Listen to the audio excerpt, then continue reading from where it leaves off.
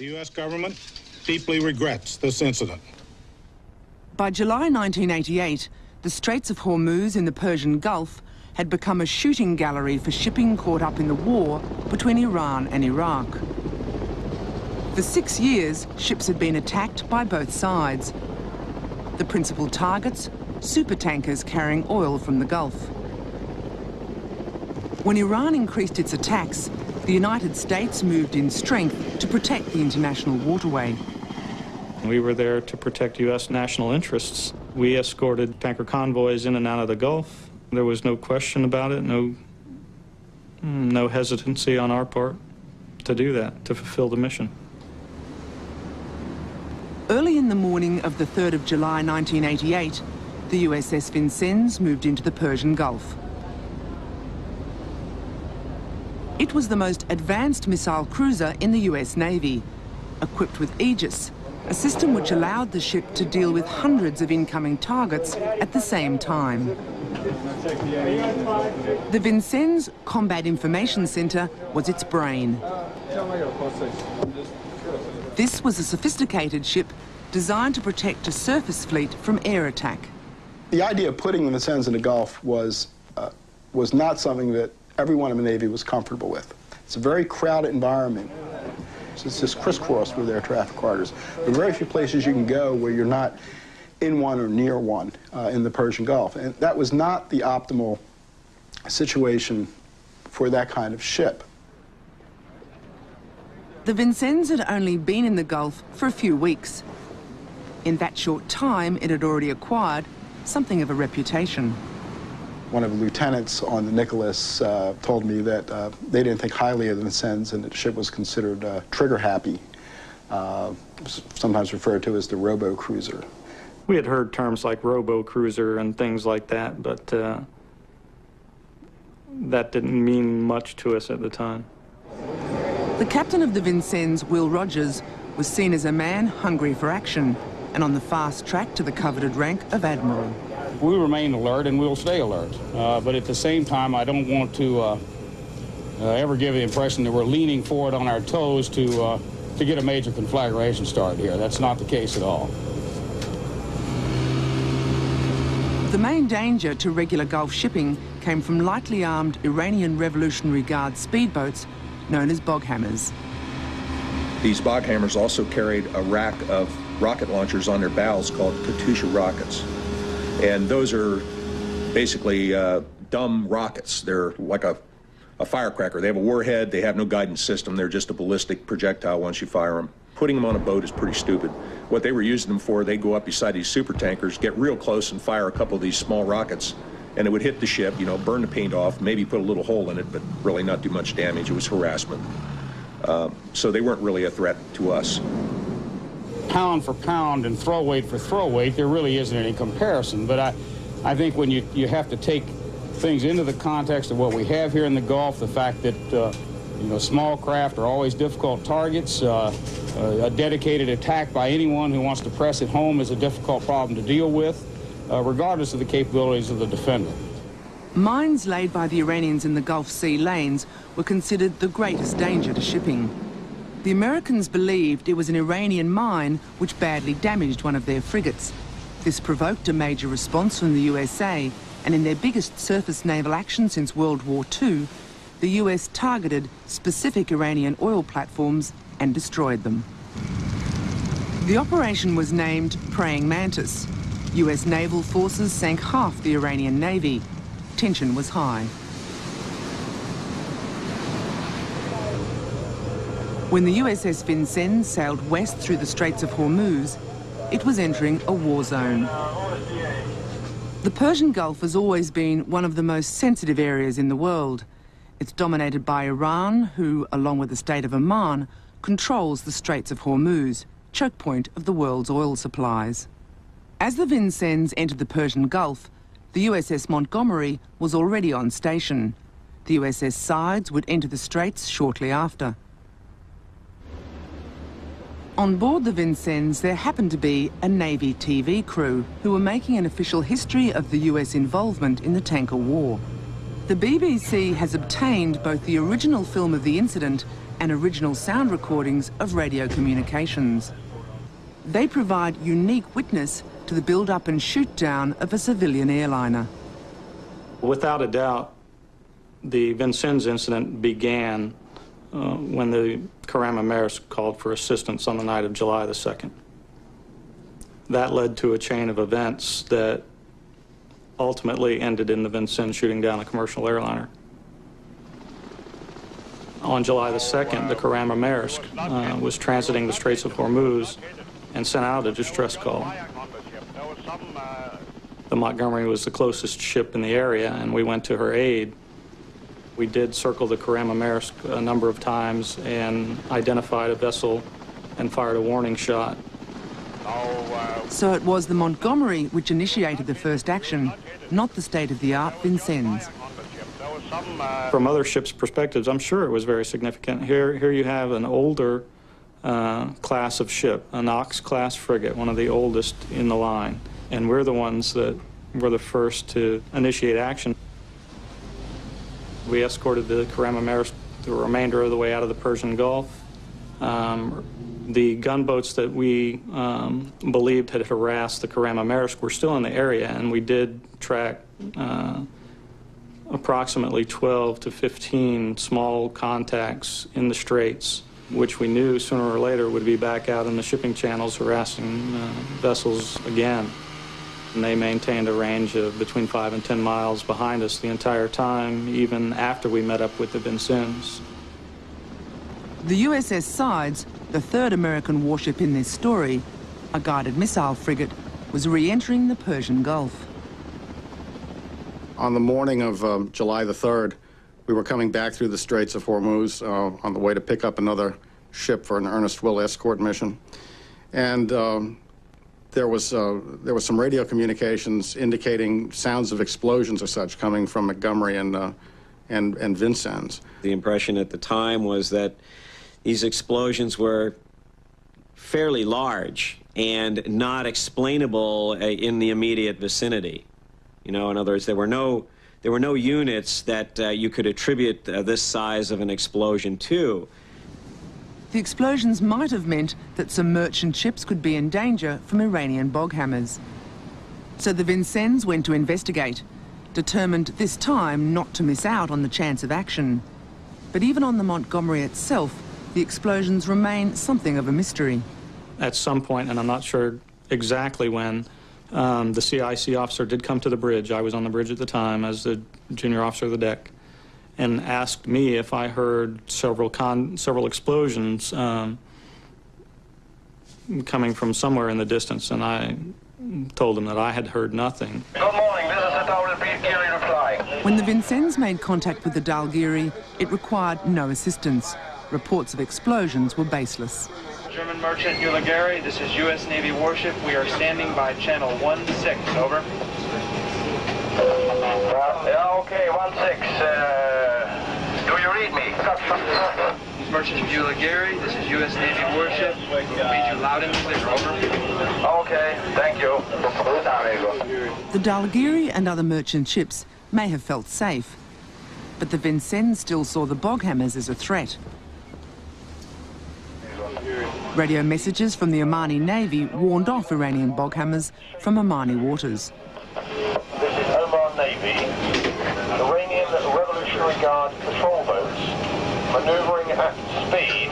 Your actions are not in accordance with the rights of innocent passage. Leave Omani territorial waters immediately. The Vincennes began to shadow the bog hammers. The Omanis considered this highly provocative and ordered Vincennes out of their territorial waters.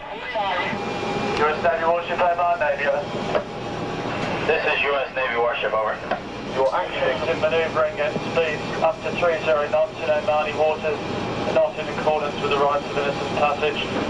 To maintain a constant heading at leave Omani waters, over. United States Navy warship, roger, stand by.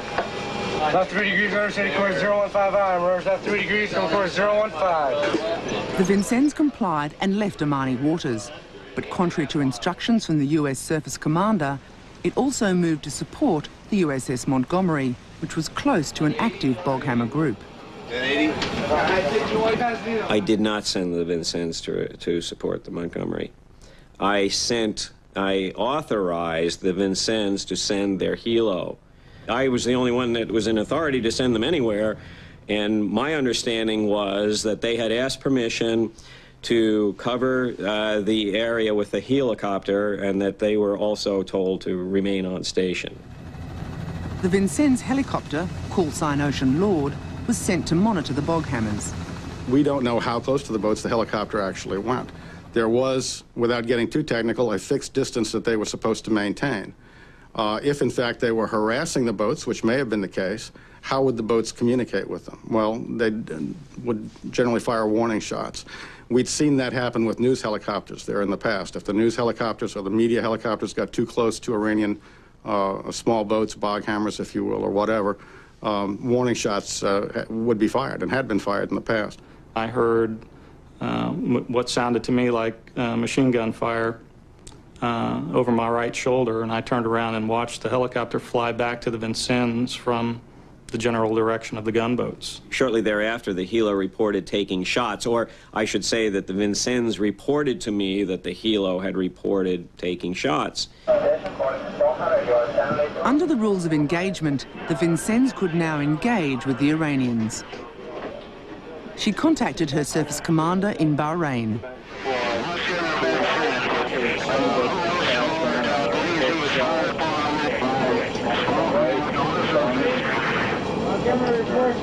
Were they warning shots or were they actually attacked?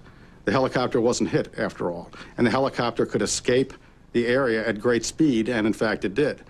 So therefore, what was Vincennes up to in going to general quarters, accelerating to maximum speed, and heading off to those boats, which at the time presented no threat to anyone?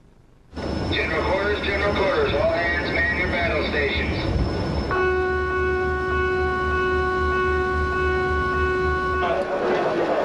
Got this, Humphrey, just go man it up.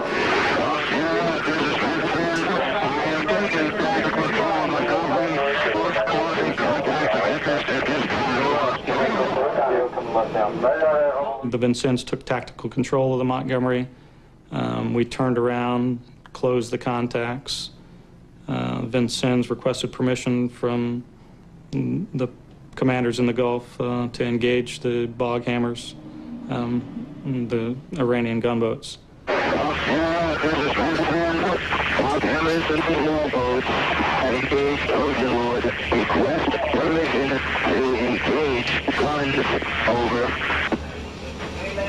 The rules of engagement at the time specified, and they were very clear-cut, that you will return fire with fire, and so they asked permission to take the units under fire. I gave permission and reported the same to Commander of Mideast Force. 75 kilometres away in Bandar Abbas, passengers were boarding Iran Air 655, a regular flight to Dubai. Cruising at maximum speed after the bog hammers, the Vincennes soon faced a potential problem. Officer deck, presently hold the ship, crossing the Iranian declared war zone line. Having crossed the Iranian war zone line into territorial waters, international law permitted the Vincennes to fire only in self-defence. Do they have any guns on it? We did take the 12-mile limit seriously. Everybody was very concerned about it. Incurring into the 12-mile limit was verboten, and people were supposed to hold short of this 12-mile limit by several miles to prevent that from happening. In fact, the Vincennes log shows that it had crossed into Iranian territorial waters over 10 times in the previous 4 weeks.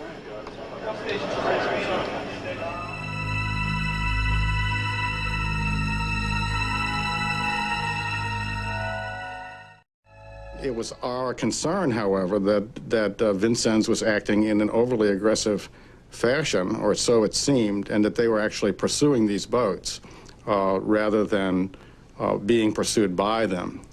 350. Count, The IRGC were sort of a ragamuffin band, if you will. I mean, they were not very well coordinated, and certainly it wouldn't be too difficult to scare them I don't think, into doing something that was foolhardy.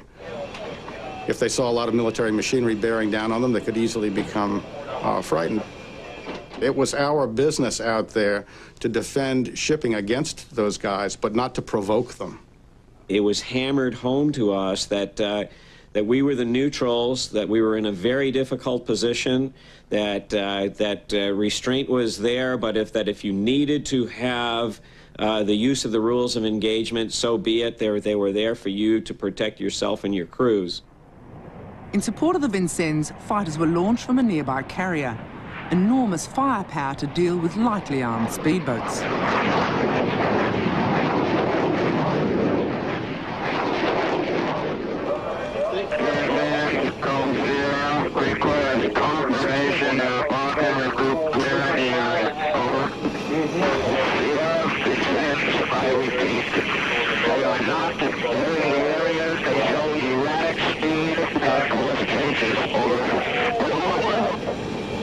Do they look like they're closing? No. One appears to be going up to starboard and one's in the middle. I'm just off the starboard bow, has a machine gun on it, 46. Fast move, just off starboard. The one at 350 is inbound. 350 relative? Relative. Still inbound.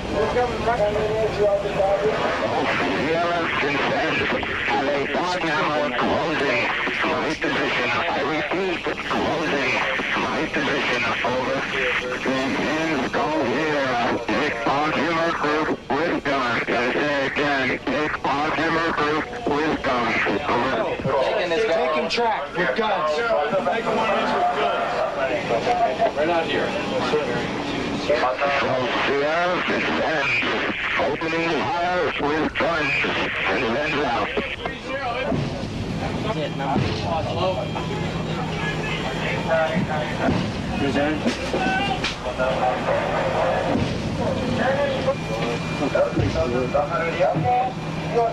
The Montgomery also opened fire. Vincennes has opened fire. Two targets, one behind the other. What's this 068? Is that where Vincennes wants us now? Target now, 10,400 guys. 10 rounds.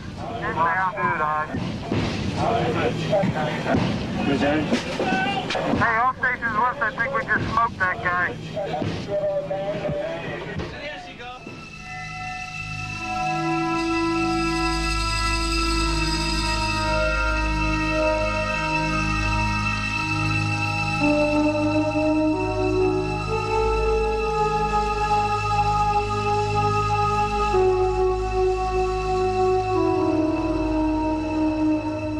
During that engagement with the small boats, the aircraft lifts off from Bandar Abbas and then proceeds on course, essentially, slightly off schedule, as has been noted. I think they were 20 minutes or so behind schedule, climbing on a fixed course, using the proper IFF and so forth and so on. Every aircraft broadcasts its own unique identity by transmitting an electronic squawk code, IFF, identification friend or foe. The Airbus continually broadcast its civilian status. The aircraft was proceeding on a course that would take it directly over the Vincennes position. Recall again that Vincennes was in the middle of a gun battle with these small boats. Now, perhaps a battle of its own making, but firing nonetheless. The Vincennes still carried on firing, though they were well inside Iranian territorial waters. The Airbus was now 24 kilometres along the regular air route to Dubai. It had already been wrongly identified as hostile. The Vincennes believed it to be an Iranian F-14 fighter. You are inundated with intelligence messages projecting the worst-case scenario possible every day of the week, such that if anything happened whatsoever, they could go back to the file and pull out a warning that said, well, we've warned them about that. But life in the Gulf was business as usual. Commerce continued, airliners continued to fly back and forth. If you allowed yourself to focus solely on those intelligence reports without going up on deck, walking around and looking at the reality of life in the Persian Gulf, you could become quite paranoid about threats that didn't exist. But there had already been official concern that tensions might affect military judgment. When I briefed in with the commander of the Mideast Force, I know that a very serious concern of his, as a matter of fact, he said, Dick, the one thing that I am concerned about is shooting down a civilian aircraft. If Captain Rogers believed it was a military aircraft, and if he believed, as we think he did, that it was part of a coordinated effort at that point, a coordinated attack, then in his mind, he could see this as a threat. At this point, the Vincennes had already issued the Airbus 3 warnings. 2 of these could not be received by the civilian airliner as they were broadcast on military frequencies. And the 3rd warning did not identify the aircraft as it failed to use any IFF squawk code. Iran 14 continues to close my position. My intention is to engage at 20 nautical miles unless he earns away. You concur, over. Got a visual on a bog hammer between us.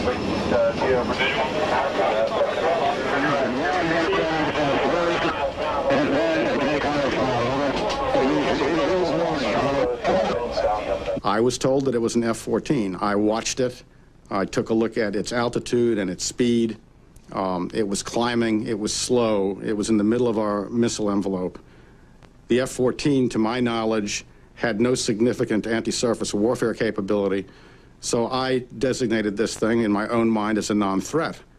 Captain Rogers, on the other hand, involved with his gun battle at that time, announces that he is intent on taking that aircraft out at 20 miles. It got tense. It did make the situation much more complicated. Both ships had attempted to communicate with the aircraft, and we were unsuccessful. We got no response back.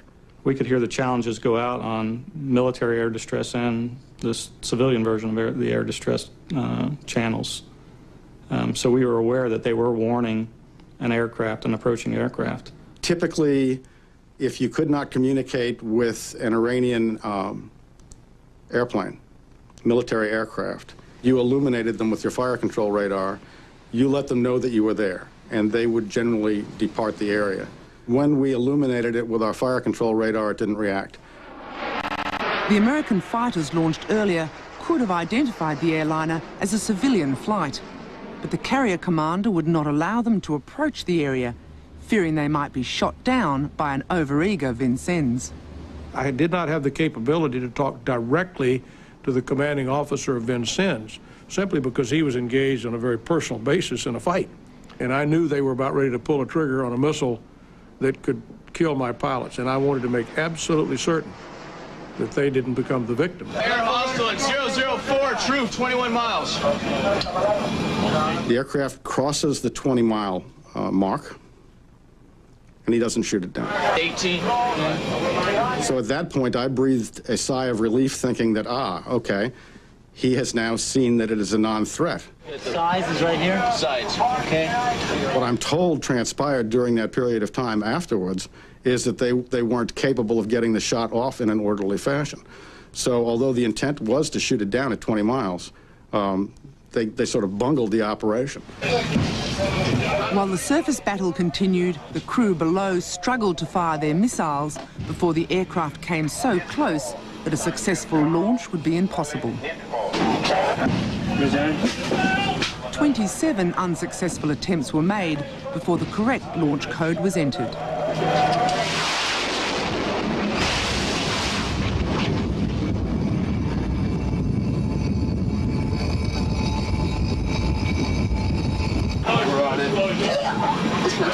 Oh, dead.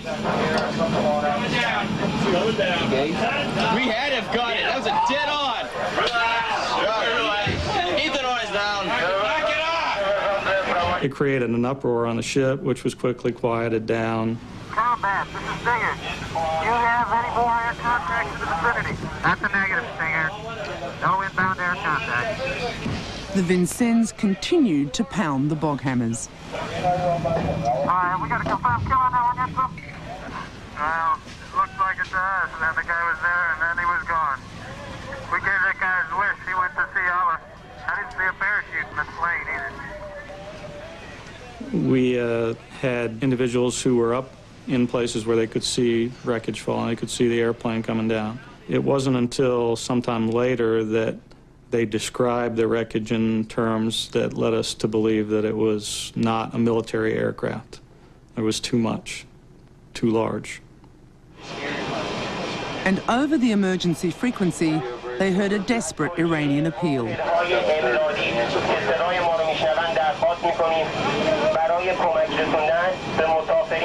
had shot down an Iranian airliner, but critically, while in Iranian waters. 9.3 miles from Lamont. And 1041, we was and CO Bridge, we're about 9.3 miles from Fish Mile. An Iranian Airbus is presumed crashed. Please look for survivors or aircraft wreckage. I can just only recollect the pall that settled over the entire force when it started to become apparent that this was an airliner that was involved. It was just a sickening feeling for the entire rest of the day. I can't ever remember being so dismayed, so depressed, so feeling for all of the people that were involved. It wasn't a very happy day in the Gulf for us, that's for sure. The Sides was dispatched to go close to Dubai to see if they could find wreckage, and they spent a considerable amount of time. There was nothing there. And it's also fairly ironic that the Vincennes is the one that came upon the wreckage.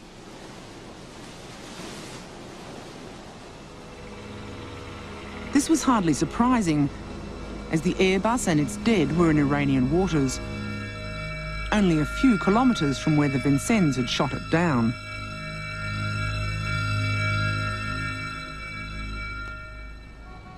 It was the middle of the night when the news was sent to Washington, a time difference of 7 hours with the Gulf. The shoot-down was a major incident with enormous diplomatic implications, and so the Navy had to prepare itself for a rough ride. Admiral William Crowe, chairman of the Joint Chiefs of Staff, was sent out to face the press. After receiving further data and evaluating information available from the Persian Gulf, we believe that the cruiser USS Vincennes, while actively engaged with threatening Iranian surface units and protecting itself from what was concluded to be a hostile aircraft, shot down an Iranian airliner over the Straits of Hormuz. The U.S. government deeply regrets this incident. Given the threatening flight profile and the decreasing range, the aircraft was declared hostile. Vincennes fired 2 standard surface-to-air missiles, at least one of which hit at an approximate range of 6 miles. Admiral Crowe presented the facts as the Vincennes had reported, claiming the aircraft had been diving in an attack mode outside its correct air lane and that it had not responded to any warnings. This was the story that the world and America first heard. An official investigation of the incident will be conducted by Rear Admiral William N. Fogarty, United States Navy of the U.S. Central Command. Within a day, the Pentagon knew it had another problem, the version of the incident reported to them by the USS Sides. It's climbing, it's slow, it doesn't respond. It's in the middle of our missile envelope, basically. It's vulnerable. Why would this aircraft present a threat? It did not meet any of the threat parameters that were necessary. There were more problems for the Pentagon when the initial readings of the Vincennes computer tapes contradicted what they'd just said. These confirmed what the Sides had reported. The aircraft in question had been ascending at a steady speed. It should have presented no threat to Vincennes. Even so, when the Fogarty report was published, Iran was pronounced guilty. An examination of the events on 3 July leads quickly to the conclusion that Iran must share the responsibility for tragedy and the investigation so found.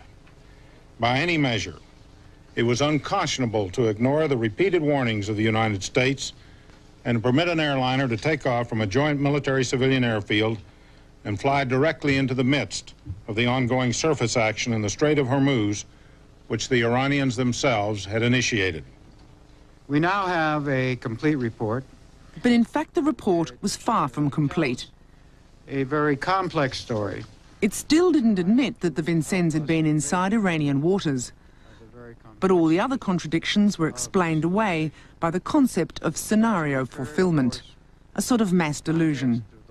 Everybody interviewed in the combat center said that the plane was descending toward the Vincennes.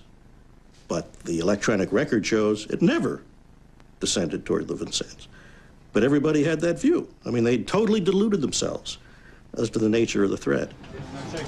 The scenario fulfillment concept avoided awkward questions, but the reports of the original psychologists who interviewed the crew of the Combat Information Centre stated that for 6 people to share the same delusion was, in their words, highly implausible.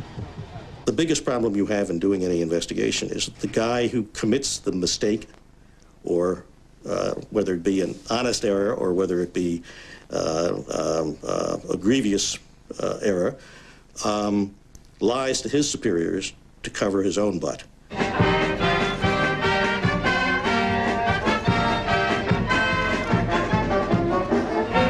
When the Vincennes returned to its home port of San Diego, it was to a hero's welcome.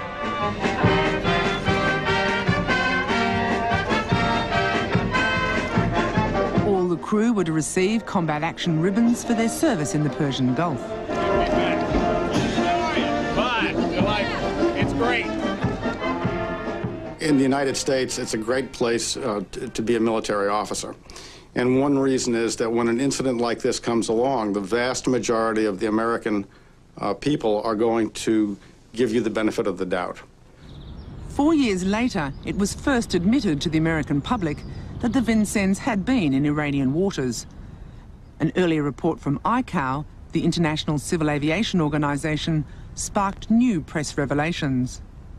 Admiral Crowe was asked to explain himself at a hearing at the House Armed Services Committee, chaired by Les Aspin. Perhaps at the time of the ICAO release, we should have declassified the ship's position and issued a press release pointing out Vincennes' location within Iranian waters at the time of firing. With the prescience of 20/20 hindsight, I wish we had done that. Crowe read his 26-page statement, then he was cross-examined by the committee. The Fogarty report had stated the chain of events which led to the shoot-down began with distress calls from merchant ships. How do you explain, Admiral, the discrepancy that everything started in response to distress calls, and yet the Fogarty report later confirmed that it turned out that there were no distress calls? I don't think I can explain, Congressman. I think he misspoke. Mr. Fogarty? Yes. I've talked to him about it. He doesn't remember it. I cannot reconcile it. There were just too many unanswered questions, so the chairman, Les Aspin, decided they needed answering. He appointed Warren Nelson to conduct a new investigation.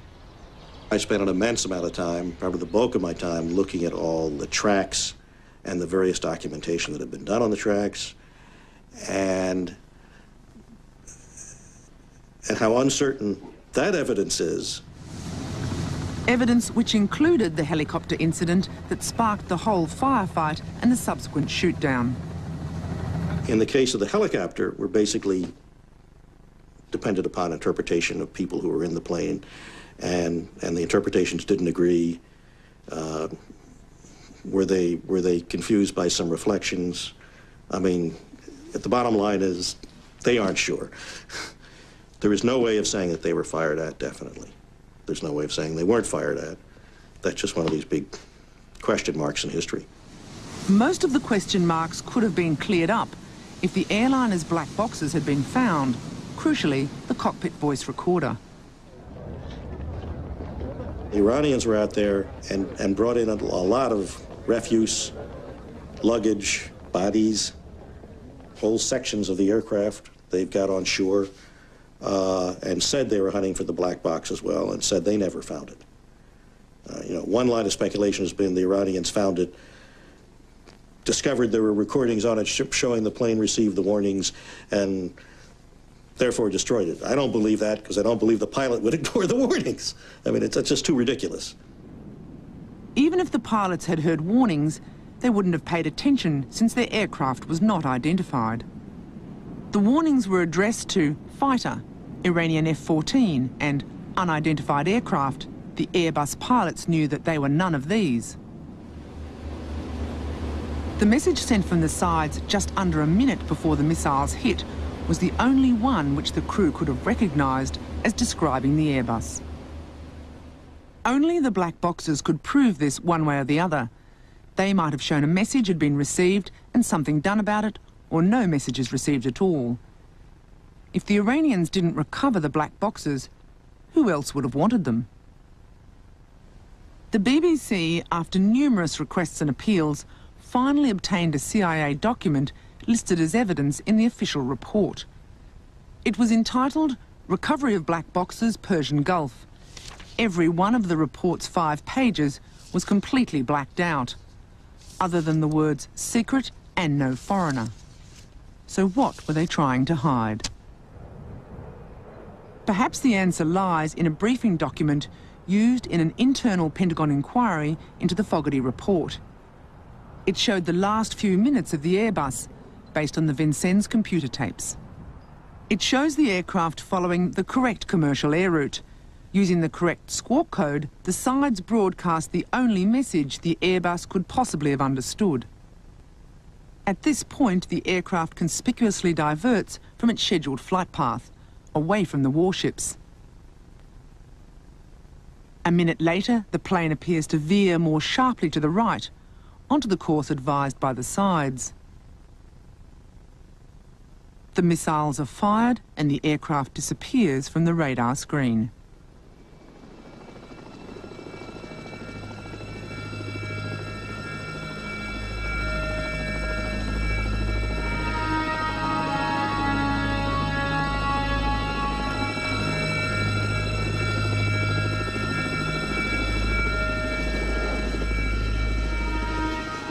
I think, and I believe deeply, that had there been one American on that aircraft, that the story would have gone on from there.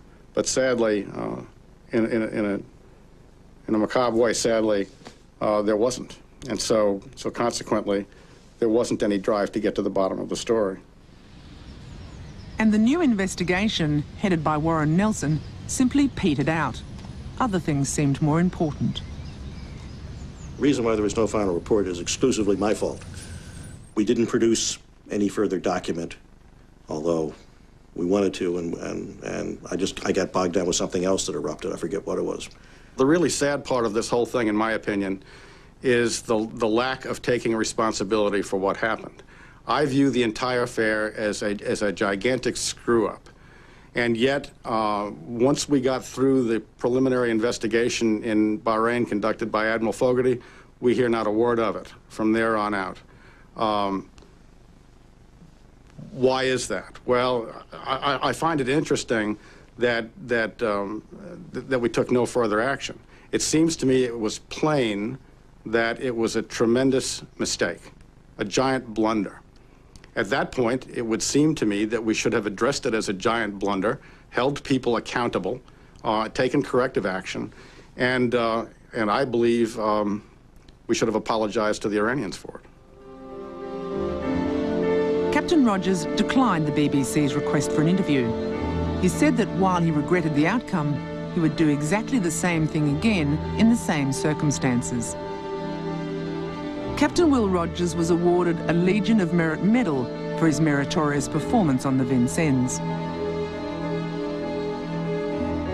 News of the shoot-down stunned an Iran already worn out by 8 years of war.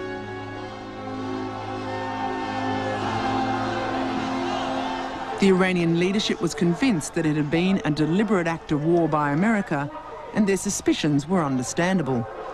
It was an undeclared war with Iran. We were in hostile action with their armed forces, and we sought out and sank Iranian state naval vessels. I mean, to me, that's certainly a state of war, whether it's declared or not. Immediately, there were calls for revenge. The official Iranian response was menacing but unspecific. We will, of course, in due course, have our own response to the American crimes. I do not disclose what kind of response would be from our side, but naturally an appropriate and measured response to the magnitude of the crime. 6 months later, it seemed possible those words had taken on a truly sinister meaning. When Pan Am 103 blew up over Lockerbie, there was speculation about Iranian extremists, their known links to international terrorist Ahmad Jabril, and revenge. Investigators switched attention to Libya, and the US now seeks not to antagonize Iran as a counterweight to Iraq. But suspicions have lingered. The 2 Libyans accused of the bombing recently had their trial adjourned. Defence lawyers are reviewing evidence that may shift the focus back to Iran.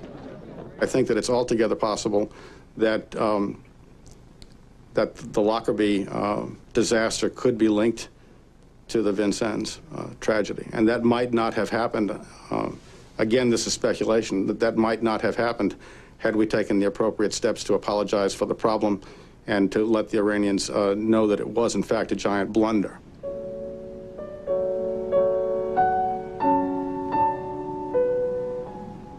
I wouldn't say that I think about it every day, but yes, from time to time, it does come back because it set off a chain of events that's going on even today. 290 that were on the civilian airliner, plus Pan Am Flight 103 over Lockerbie, Scotland, killed 270 people. That's a staggering body count. In Washington's Arlington Cemetery, there's a memorial to the Lockerbie dead. They were the victims of terror, but was that terror random or the final act of an undeclared war in the Persian Gulf?